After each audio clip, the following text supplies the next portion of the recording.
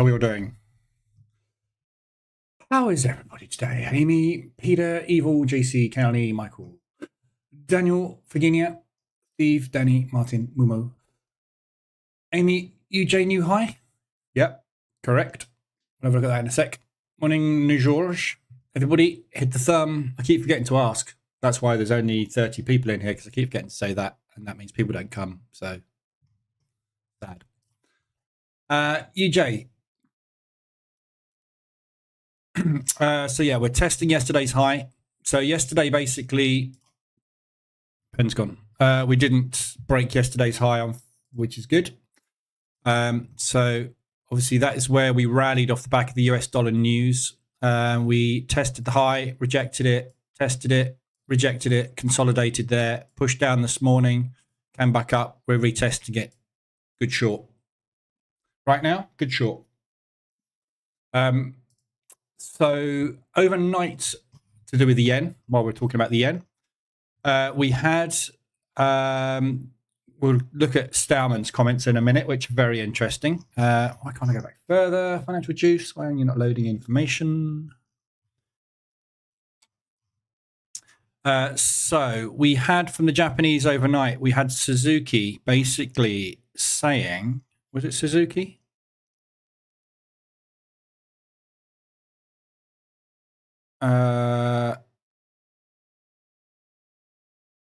Not there. No, it wasn't Suzuki. It was Suzuki, yeah.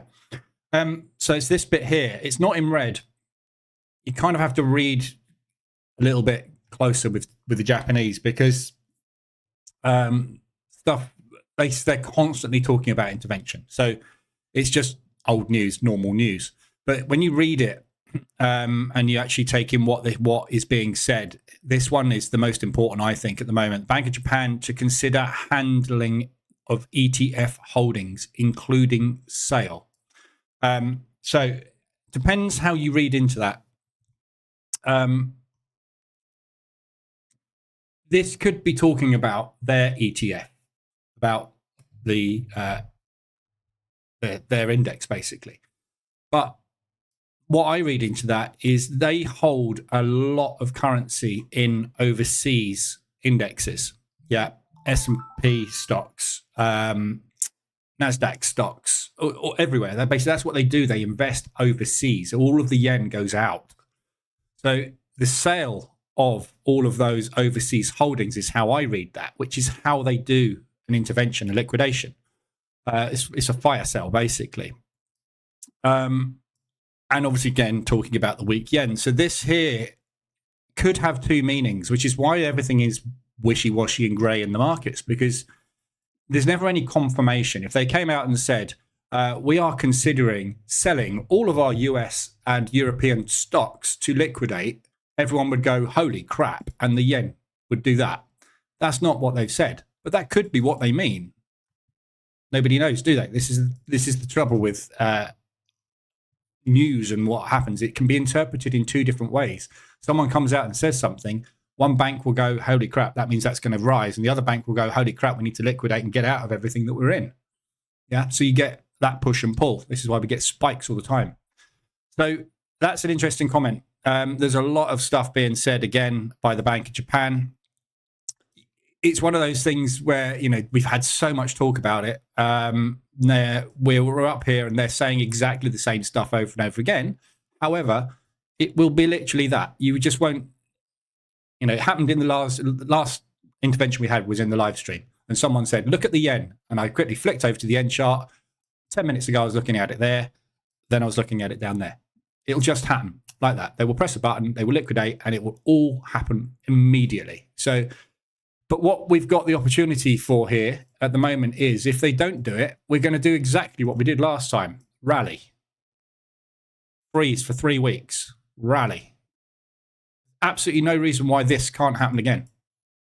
Yeah. Because it's got to be them pressing the button. The US dollar is not going to hold up at the moment because the US looks like it's not going to put its interest rates up, drop its interest rates down, which means there's absolutely no reason why the US dollar shouldn't strengthen. So this is going to keep pushing unless they push back. So we'll have to wait and see. But again, out these highs, I'm giving it today. If today closes as a bull day, I'm probably going to jump, or I am going to jump ship on half of this at least. But I'm going to give it the benefit of the doubt and hold it for another 24 hours and see what happens. But yeah, big move. But look at other pairs. Look at the euro yen coming down. Aussie yen. It's not rallying, is it? Yeah, this yen is not weak. Yeah, it's holding its ground very nicely against everything. Yeah, so this is just that US dollar is at the moment on turbo.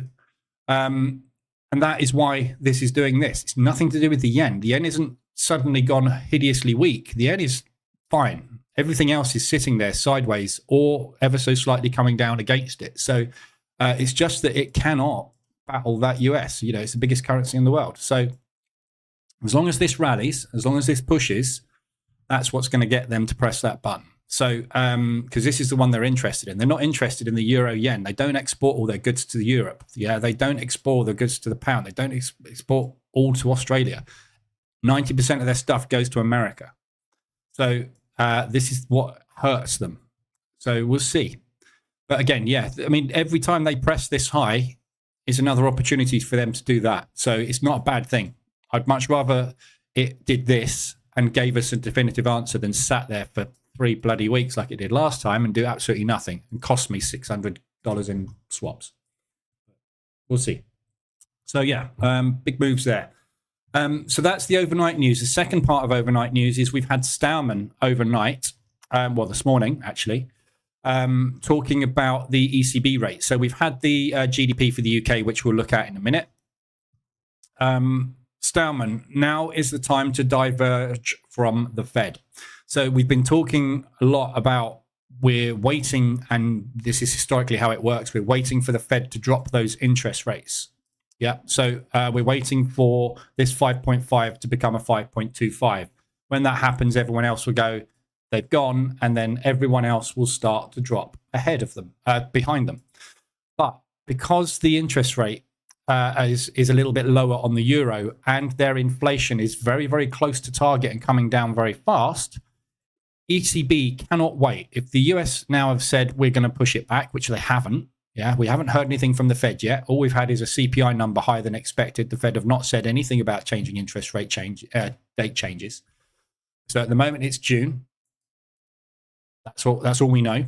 Market is speculating July to September, but that's the market speculating. That isn't the Fed saying anything.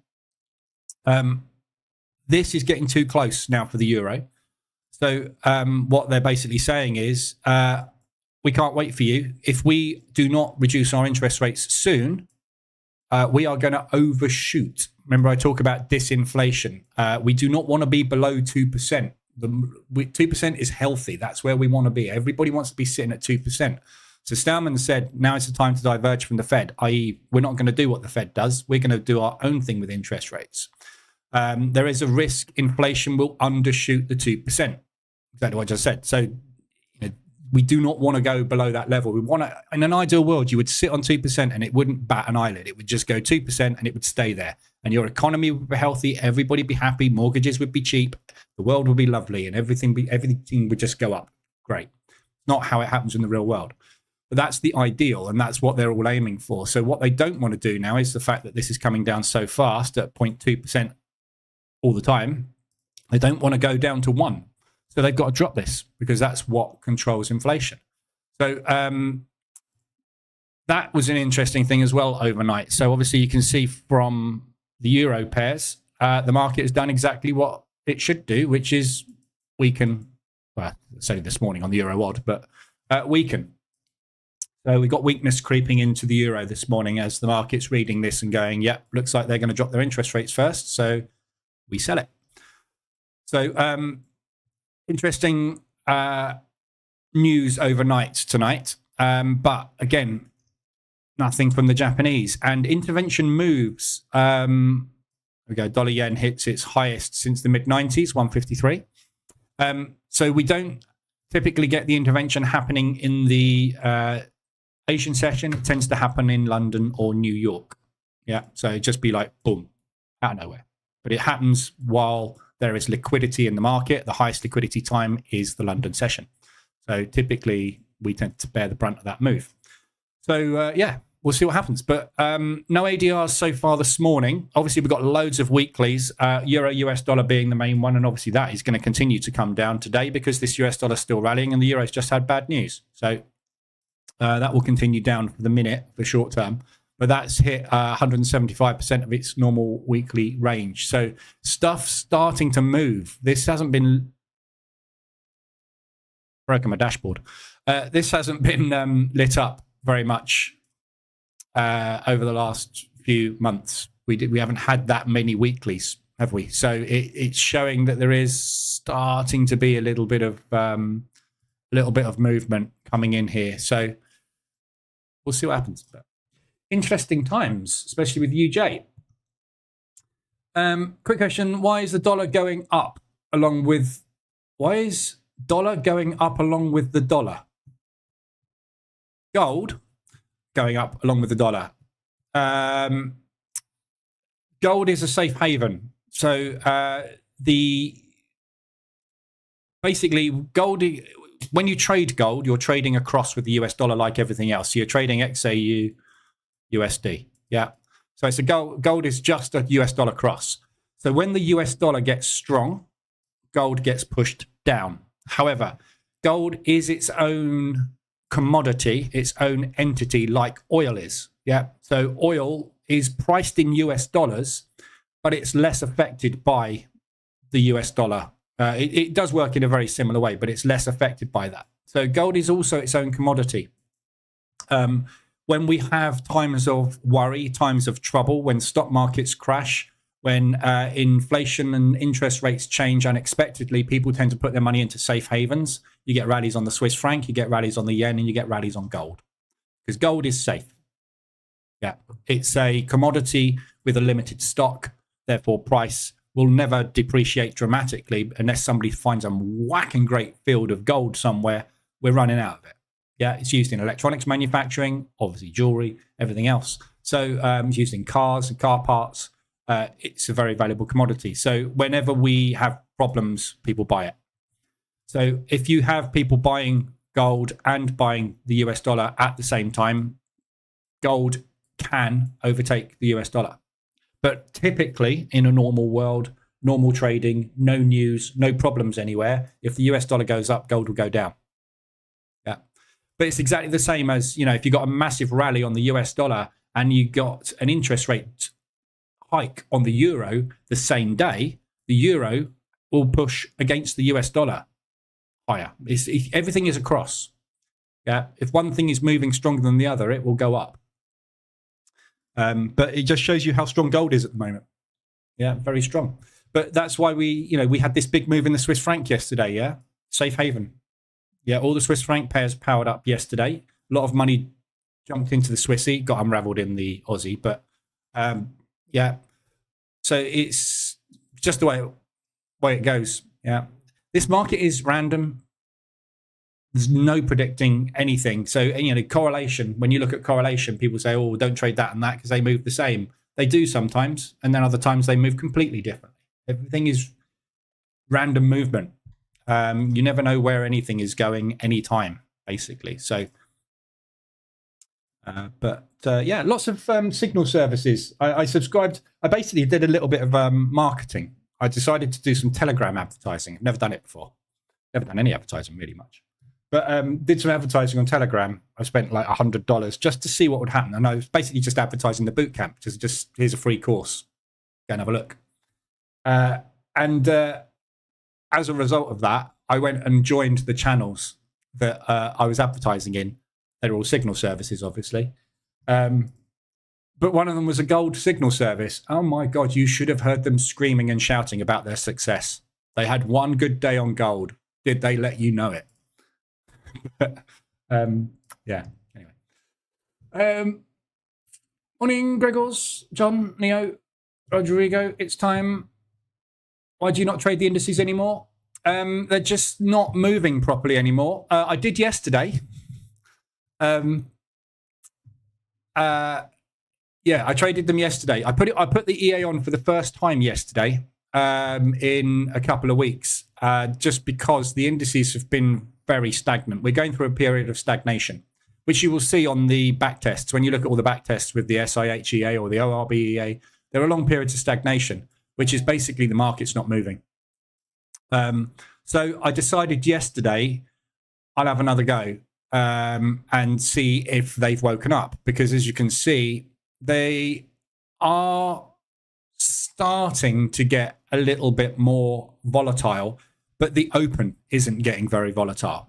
So this is the problem at the moment. The historically, the open is where you get the volume and the movement. What we've had recently is just no volume at the open. There is volume coming, but the open seems to have been delayed most of the time. So over the last few days, it has got a little bit better at the open. The opens have been stronger and more consistent and clean. So I traded yesterday the DAX. So I got a nice trade on the DAX yesterday. It was about a couple of $100.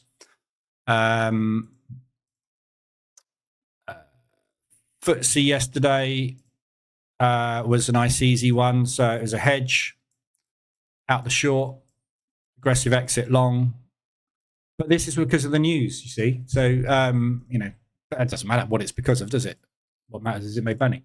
NASDAQ was a nice and easy, clean one yesterday. So that was a clean break short, NASDAQ. So straight in short, out, done. S&P was a clean break. So all the US indices yesterday, I think, were clean breaks. The DAX and the FTSE were hedges, and the Dow was a clean break as well.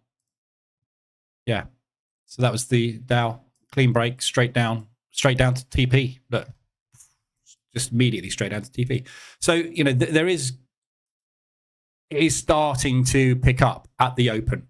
That's what I'm waiting for that to start to pick up. So I am not temporarily, but I am periodically checking what volatility is like. I haven't traded it this morning because I was late this morning. I didn't get a chance to get the EA on, but the DAX was a clean break again this morning. Look, so there's your open there. So you're open on the DAX this morning. Nice clean break. What's the FTSE done? Yeah, clean break on the FTSE as well. Look. So pre-market high is there. DAX clean break, FTSE clean break straight to target. So both would have been, I'm sure anybody that's trading them knows it's been profitable this morning and yesterday. So it's 5 out of 5 yesterday. But I'm just waiting for it to pick up again. You know, this is part of the not intricacies of trading. It's kind of this sort of stuff just comes with experience that, you know, when you do a back test, you see periods of stagnation in your backtest results. And when you look at the charts and you go, right, why is that not making money there? You can see it's because the market's just tired, flat. It just doesn't suit the strategy. Whatever the period, whatever the reason is, there's a reason. The reason at the moment is there's no opening range volume. It's down 30%. Yeah. So if the opening range volume is down 30%, it's harder to get a breakout. If it's harder to get a breakout, any breakout strategy is going to lose its edge. This is a breakout strategy. So when that market condition starts to pick up again, you'll get a run. If you look at a back test of SIH or RRB, you'll see that it does this. Yeah, it makes some money and then it stagnates for a bit. Then you have a period where it makes money and it stagnates for a bit. There's a period where it makes money. If you turn the EA off in these periods, or don't trade during those periods, and it's a bit like trend trading. When you see it starting to pick up again, get back on the boat because you're going to grab these bits. But when you see it sitting there and for 3 weeks it either makes no money or makes a small loss, stop and wait for that to pick up again. Watch it. See, oh, hang on, we've had 4 days on the trot where this thing's just absolutely exploded at the open. Looks like they're back. Let's get back in the game. You know, but you only notice that when you've seen it happen so many times. So that's what I've been doing. But it is, like I say, I put it on yesterday, and it, you know, banked about $600, $700. So it's good. But yeah, I just haven't been active on it. but I will get back on it. So I'm watching, but I'm waiting. What I think the problem is, if you look at interest rates, the problem we've got at the moment is interest rates. So the last interest rate change we had was last year. So we're about 8 to 10 months on from the very last interest rate change. And the market has been stagnant for the last 6 months in Forex. And for the indices, it's been stagnant pretty much since Christmas. So I think when we get that move, when either the euro goes or the US goes, and they actually start to drop those interest rates, we will see more volatility, more investment starting to come in, more speculation.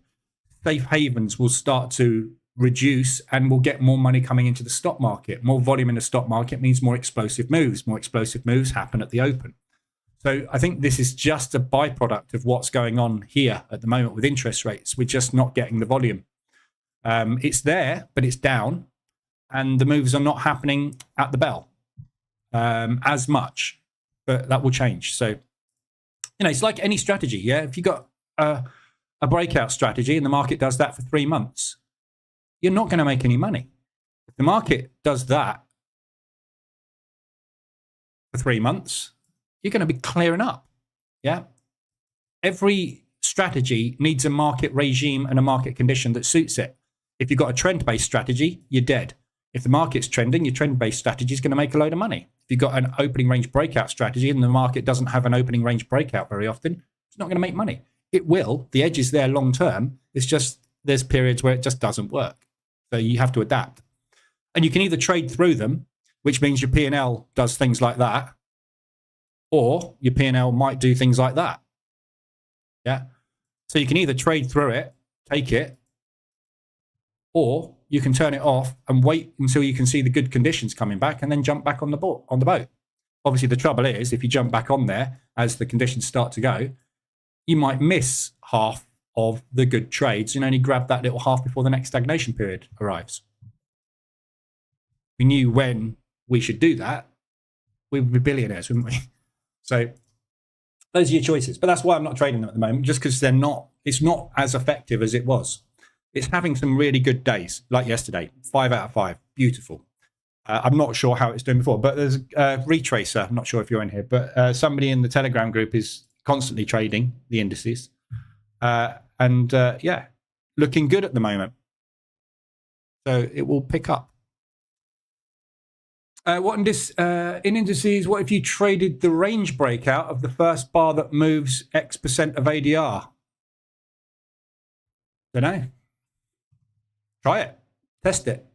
Go and visually back test it for 6 months and tell me. But the problem with that is, and that's what the SIH does, isn't it? Yeah, if you think about it, what the stock index hedge strategy does is it monitor on the opening range breakout strategy. It monitors the pre-market and it goes, you haven't been moving much, I'm not going to trade you. Then it monitors the opening candle, yeah, which is always going to be a decent size. So that is the candle you take a break of. The problem is, if that candle is over 20% of the average daily range, you're going to find it hard to get a 3R return. So you need a good, strong move that isn't too big. It's like the Goldilocks zone. Yeah. But even then, there's a chance the market might wane after that initial move, which means you get hedged. Yeah. There is no edge. I have tested indices with everything. You can't throw anything at me that I haven't tested on stock indexes at the open, pre-market, post-market, 15 minutes after. Let's wait an hour. Test that. I've tested everything. That SIH and ORB EA in development, I tested everything. There is no edge.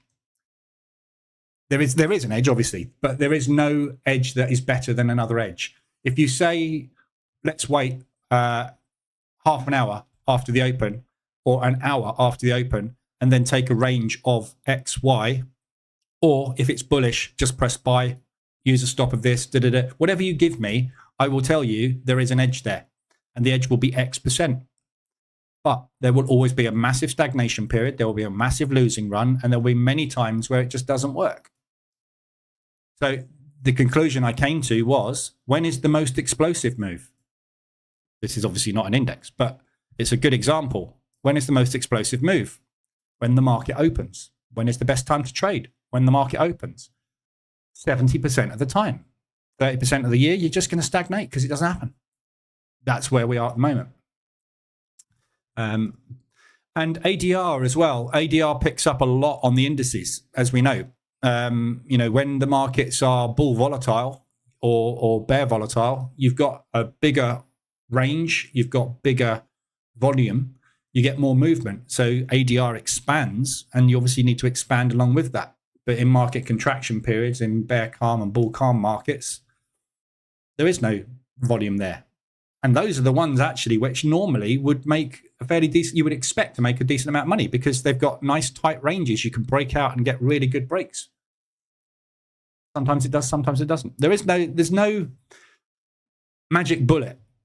This is what the conclusion I've come to over doing this for 15 years is there is no magic bullet. There is no holy grail. There is no best way. There is just different, and they all will work sometimes, and they all will fail sometimes, and there is always an edge there over a period of time. But which one you choose is always going to be always going to need to be different. Bit of rejection coming in again. Yesterday's high, look. Market's scared, isn't it? You can see the market is scared. That was the high from the rally. Yeah, we got there and they went, no, I'm not going above that level. You know what the Japanese said? And they're like, yeah, let's have another go. So, no, we're not going above that level. Let's have another go. No, do not poke the bear because the bear will bite your arm off. Scared. They are scared. We'll see. Right, so ADRs, there aren't any. News today, we've got GDP at 7 o'clock. Which has gone. That came out as forecast, as expected. So as you can see from the pound, nothing, dead. Not a lot of movement at all. CAD's powering up along with the US dollar this morning. So a little bit of weakness on the pound, but nothing dramatic, nothing exciting. It's just being pushed around basically by the other currencies at the minute. So that was an as expected result. It's not good for the UK. Our GDP had grown by 0.3%. However, that was March's number. March's number is reflective of Christmas trading still, first quarter. So that isn't unusual for GDP figures to drop as you come into the second quarter. So nothing particularly exciting or unanticipated there, basically. At 3 o'clock, we've got University of Michigan this afternoon. So there is a possibility we may get something out of that. We do get volatility out of UOM. It's more of a reason for the market to dump some orders than actually a piece of news that has any impact whatsoever. But we do get volatility out of it. So at the moment, we're looking for any reason, basically, for the market to start to undo this US dollar move. Again, US dollar CAD getting rejected at yesterday's high, look. So potential short opportunity there. 5-minute reversal alert is about to go in at yesterday's high. So we have got some potential for that US dollar move to start to get undone this afternoon at 3 o'clock. But other than that, there's no news today. So it's dead news today. Market hasn't managed to rally any further off of the US dollar. So this US dollar move that we had this week off of CPI, as you can see, we haven't gone anywhere. So this is a knee-jerk reaction. There is no confirmation from the Fed. So the reason we're not doing that at the moment is because the Fed have not come out yet and said, you're right, guys, we're probably going to do July to September. So until we get that confirmation, the market at the moment has gone, it might happen. But if the Fed come out and go, I don't know what you're talking about, it's June, we'll be back down there. So you can't read anything into the US dollar move at the moment. It's just rallying and then pausing. So we've got a nice fib level just coming up on this. That's not the right fib. That's off of some other currency. Why can't I select that fib? Okay. So yeah, nothing particularly exciting to look at anywhere really at the moment. So RSIs, we've got a couple on the RSIs. We've got Euro Pound hit on the hourly. We looked at this one yesterday. So this here, I said, was potentially a good little buy opportunity. And if it doesn't work out, coming back down in to retest this area down here, and then you've got the monthly low down there in the propulsion gap. So we are on our way down there. Basically, euro tanking a little bit off the back of what Stauman said, or Stauman, wasn't it? Someone in the ECB. And the pound not really affected by that news this morning. So if we can get down into this area here, in fact, it has actually touched it, hasn't it? So this kind of zone here, potentially there's a nice pushback up into there. So market structure at the moment is short, looking for that potentially, and staying inside the range. There's absolutely no reason at the moment for us to really go anywhere. However, with what the ECB have said this morning and what Lagarde said during the ECB press conference, she said nothing bullish. She didn't say anything particularly bearish, but she didn't say anything bullish. It's more likely they're going to move on their rates in June, which means the market won't really want to buy masses of the euro because it's going to come down in June more likely. So you've got to have a slightly more bearish stance on the euro at the moment. But that doesn't mean you can't go long on it. It will do that on its way down. So not an issue. So nice looking long opportunity where we are here. Not really very extended, not extended enough. That was the entry I said about yesterday. The day before, which was the one that worked out. We've also got the euro US dollar. So this one, again, tricky. We've got euro negativity. We've got bullish at the moment off the CPI number, US dollar, still to be confirmed. So obviously perfect storm, this one. We're back down there again.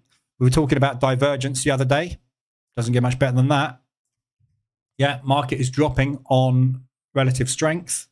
So that is bullish divergence. Again, we need a news event to kick it off. We've got University of Michigan later, so that might be the catalyst. But that's nicely extended as well.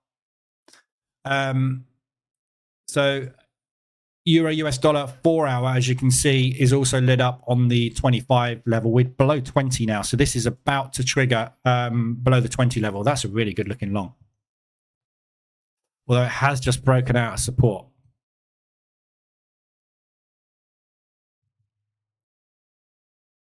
Anyway, I'm already in this anyway, so I got into it here. So I'm about to take my second entry long on this one in a minute. I've got the position trader EA running, trading on the 15-minute chart. So I'll be getting in there to second position. US dollar CAD extended to the upside. Again, US dollar and Canadian dollar tend to move together. US dollar's pushed very nicely, obviously off the back of CPI. The Canadian dollar will push with that as well. We've had fairly good news with oil.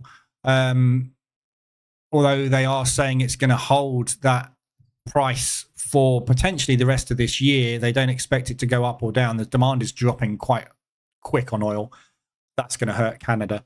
But yeah, it's a breakout at the moment, but it is a nice mean reversion opportunity. So you've got a nice extension up there, basically waiting for a pullback. So I've had a couple of shorts on this, mostly shorts actually in the last 6 months. So I had one there, I had a little long there, but mostly shorts, another long there, another short there. Good looking short opportunity coming back down to retest this area, this propulsion gap formed out of CPI. So if you look at it on the hourly, you're targeting the hourly propulsion gap basically. So you can look for an opportunity to mean revert back into there. That would be the close target. Obviously, if the Fed come out and say, don't know what you're talking about, we're still doing it in June, you'll be back down here. So good rejection up there, look. If you drop down to M5, you're about to get a reversal alert on M5 at yesterday's high. So nice limit order trigger at yesterday's high. So when you get that reversal alert in, that'd be good short. And US dollar yen, our friend. US dollar yen, who is also rejecting the highs today. At the moment, I'd rather this just, I'm going to get aggressive, look. I'm in aggressive mode. I would rather this just got up there, to be honest, because I think there's way more chance of them doing that if it gets up there, but we'll see. I just do not want to get stuck sideways. I want something to happen today, basically. I'm being selfish. I'm being a small child in a pram throwing his toys out because they're just saying, stop it, stop it, stop it, stop it, stop it. Stop it then. Go on. You stop it. You've got the power to stop it. Do it. But they're not. We've got Muller talking at the moment. So yeah, that's pretty much it for the moment. There's not really a lot else to look at the minute. We are waiting for confirmation from the Fed. We are waiting for the Japanese to wake up. The Euro's possibly going to start weakening, but at the minute, I've got no other signals on. And I'm sitting basically just in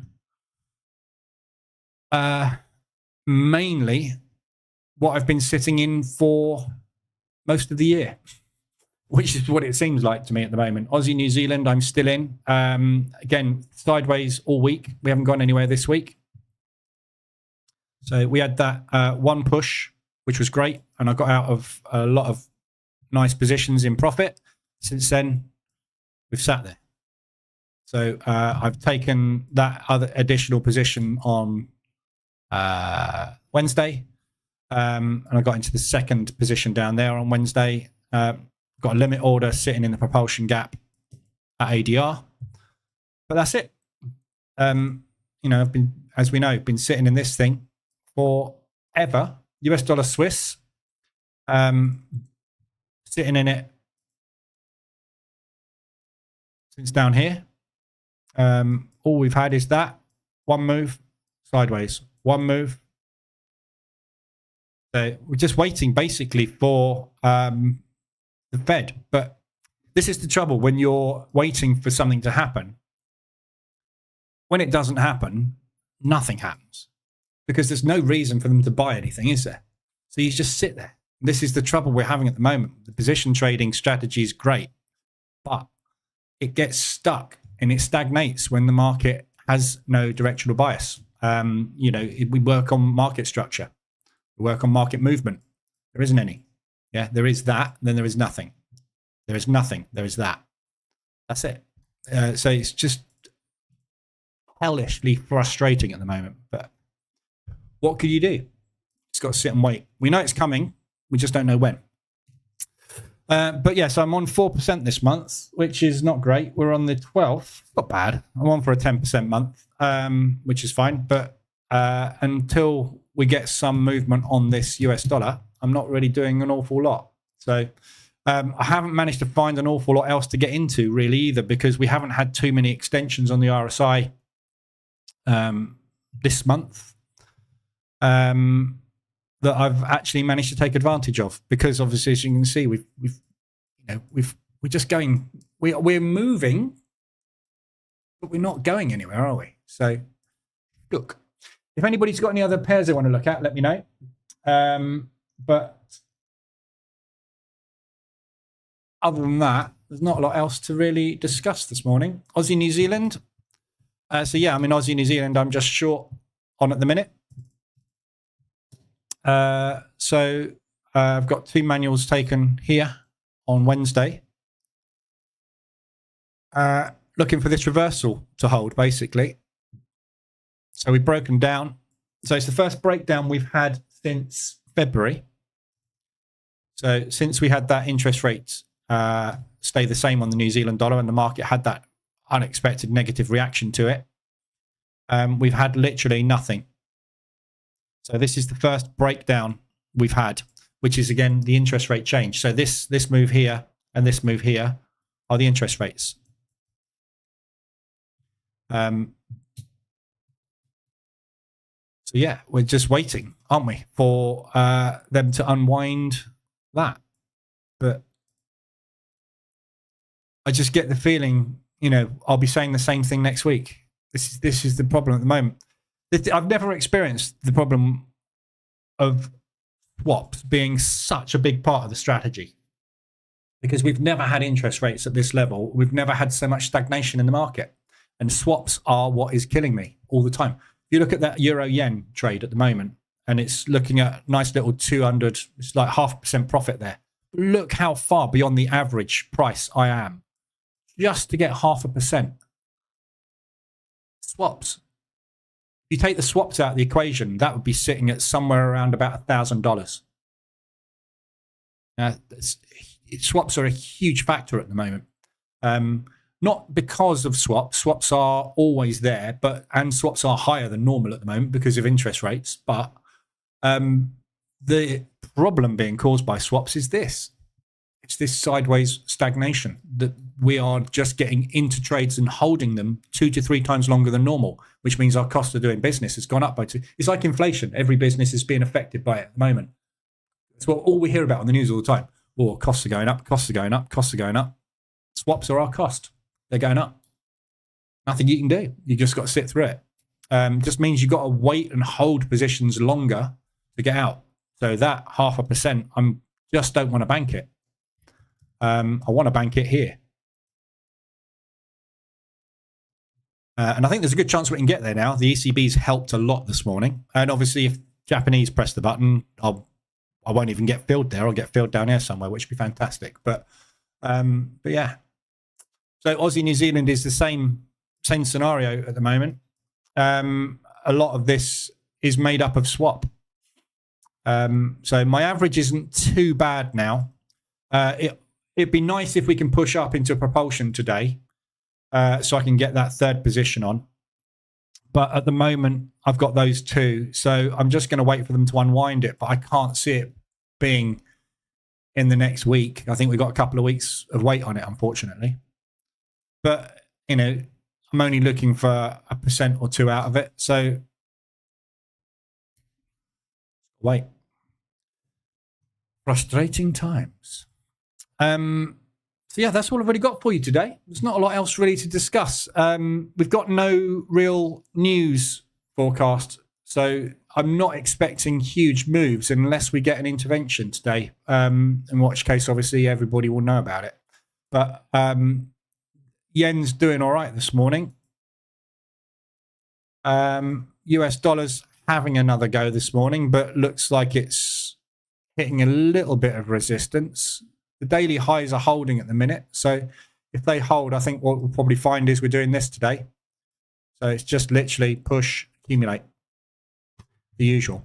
I've got an idea for a strategy as well. Another one that I've been reading up on, which is a stock trading. I've been going through recently a load of my, I don't know why, I'm going through a load of my old stock strategies I used to trade in the stock market years and years and years and years and years ago. And I came across one that I never traded, which was a quadruple moving average crossover breakout strategy. Sounds complicated, but it's really simple. All the moving averages do, you pick 4 moving averages over different periods of time. And when they converge and they are all within a certain distance of each other, you basically, you're bubbling and you're going to get a break. Yeah, so it's another way of measuring accumulation, a bit like Bollinger Band contraction, if you like. But Bollinger Band only uses 1 moving average. This uses 4 time frames. So I'm going to build a little EA to test that at some point. But it's really interesting. I completely forgot about it because I didn't trade it. It was one of about 5 or 6 strategies I got given to trade in stocks. And it was the one I didn't like because it used moving averages and I never got on moving averages. So I'm going to have a play with it because at the moment, it's probably not going to be something that's going to be too bad to trade because what we're doing at the moment, that. Yeah. And that strategy identifies all of these areas spot on. So it's a daily strategy though. So it's not going to get many trades, but when it gets them, they're big. So always be testing, especially when the market's like this. I find myself sitting here just watching this thing going, yeah, it's exactly where it was on Monday. So I just spend all my time at the moment just doing other stuff. Intervention or not, this has to come down. Can't stay at those levels. Why not? Why can't it stay at those levels? How do we know? The thing you've got to bear in mind as well with this yen is we've been here twice. We've had intervention twice. Yeah. What is the difference now and then? Interest rates. Yeah. back at the previous two interventions, the Japanese were running negative interest rates, meaning they did not want any money in their bank accounts. What are they not doing now? Running negative interest rates. They're flat, and they're going to increase interest rates up to 0.1 very shortly, which means that they do want money in their account. So do they want an intervention, or do they want a normal market movement?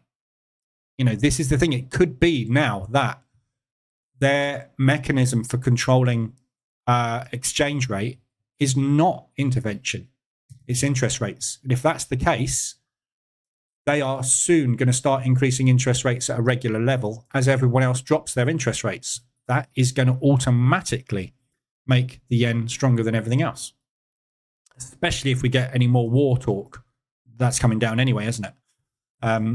So, you know, times are different. But my argument to myself against that is, if that is the case, why do you keep saying you're closely watching the FX markets with a view to intervening? Yeah, if you're going to use interest rates now to control your exchange rate, stop talking about intervention. Government has means to stabilize FX market if needed. That I don't know why. Is that the Bank of Korea, or is that? Doesn't actually say who said that, which government, but I'm assuming that's the Japanese, because that's what they say all the time, isn't it?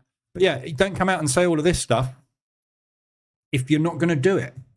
You know, it's like, it's just teasing, isn't it, all the time? But they keep talking. Confirms real interest rates remain negative. Yeah, I mean, everything is starting to do very well in Japan. So I don't know, but you would expect them obviously to unwind the move, and you would expect the banks and institutions who are also extreme. But you know, this is the other thing you got to think about.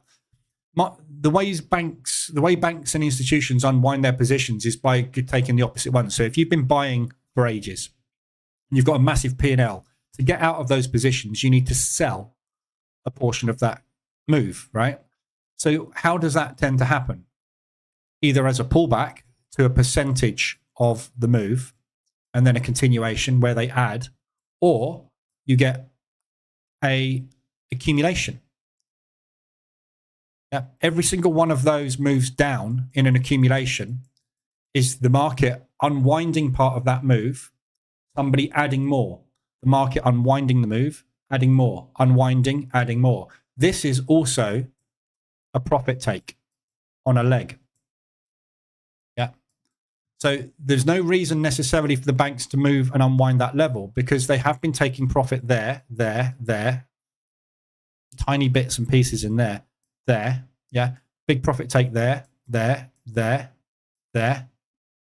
So they have unwound it. If you measure that move and then measure that, and that together, you'll probably find you've got a 61.8 retracement. Doesn't work like that, because this isn't volume, obviously. This is just price. So, you know, we don't know what volumes are in there. We've got no way of knowing that, because these moves aren't centralized. So, yeah, interesting times. But at the moment, you know, this does seem like they just...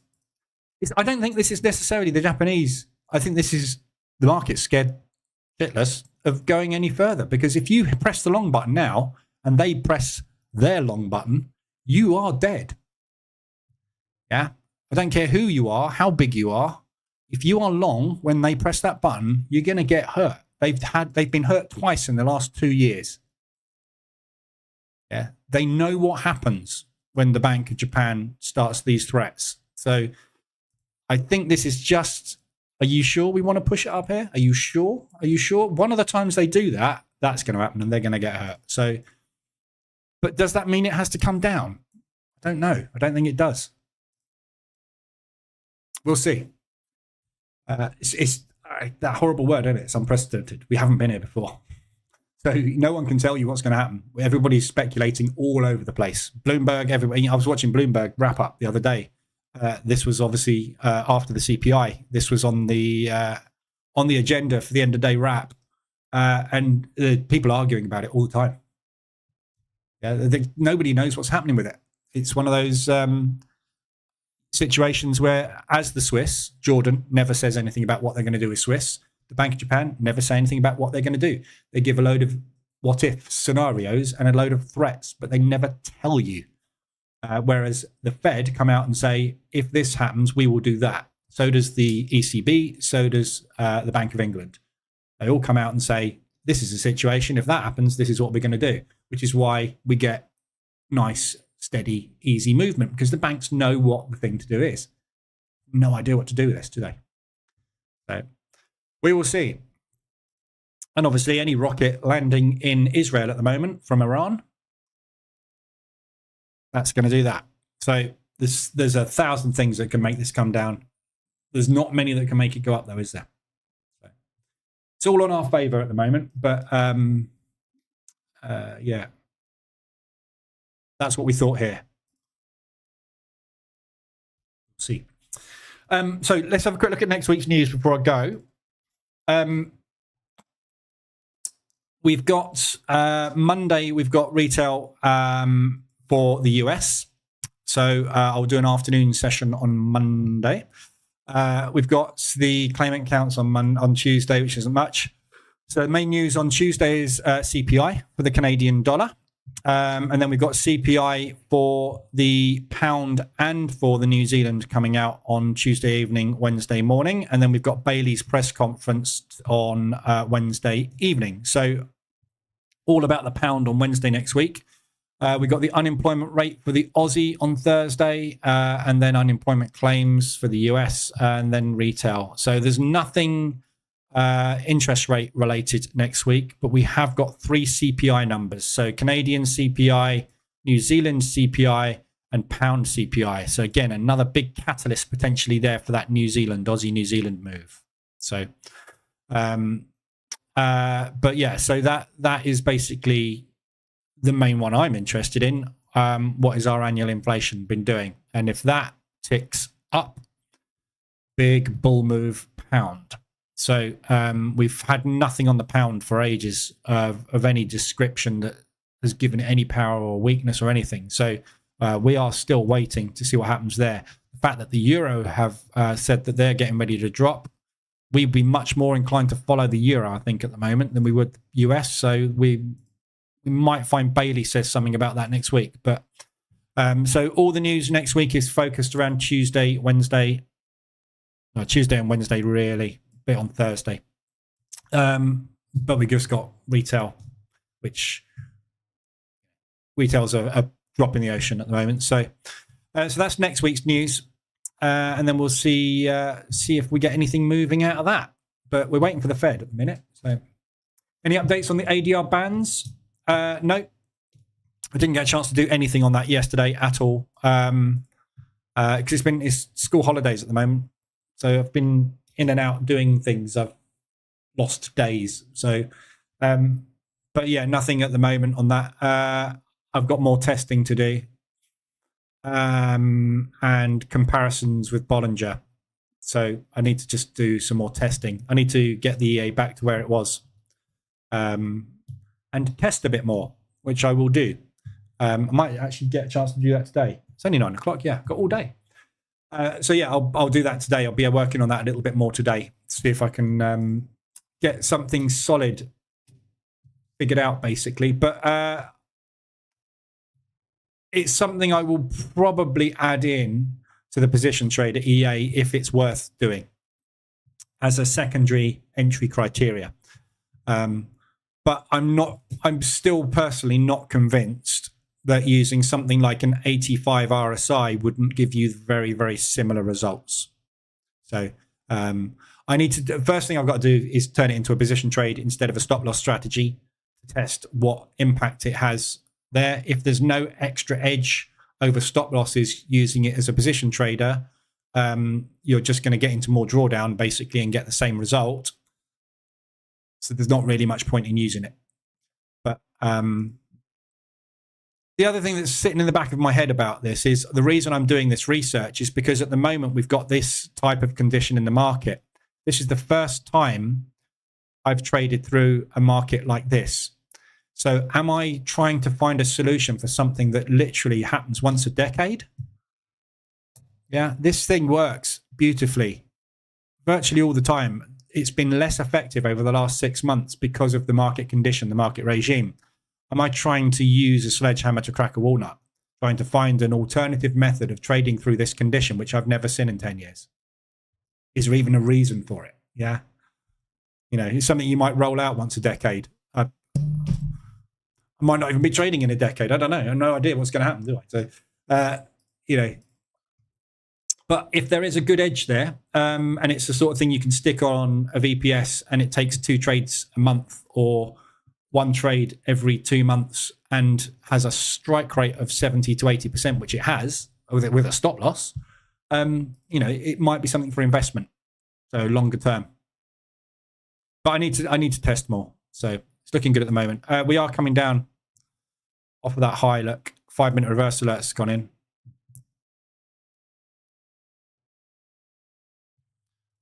So looking good. We'll see. Right. So yeah, have a good weekend, everybody. I will be back on Monday. And I'll put the schedule up, but it looks to me like Monday will be an afternoon session. It looks to me like everything will be an afternoon session next week. Actually, I'll do Wednesday. I'll do a morning because we've got CPI. But all the news is heavily weighted to the afternoons next week. So it's all about 1:30 releases by the looks of things. Just had an alert, everybody. Euro US dollar. We know that. Euro US RSI extension. So long opportunity there. I will be getting into another one on that. Probably this candle. If we get a bull move, I'll be getting in there. Second entry. But yeah. So it's probably be afternoons most of next week, apart from one day. But I'll put the schedule up and I'll stick it in Discord and Telegram anyway. All right, so have good weekends. Anything you need, let me know. I'll be around. Other than that, have a good one, and I'll see you next week.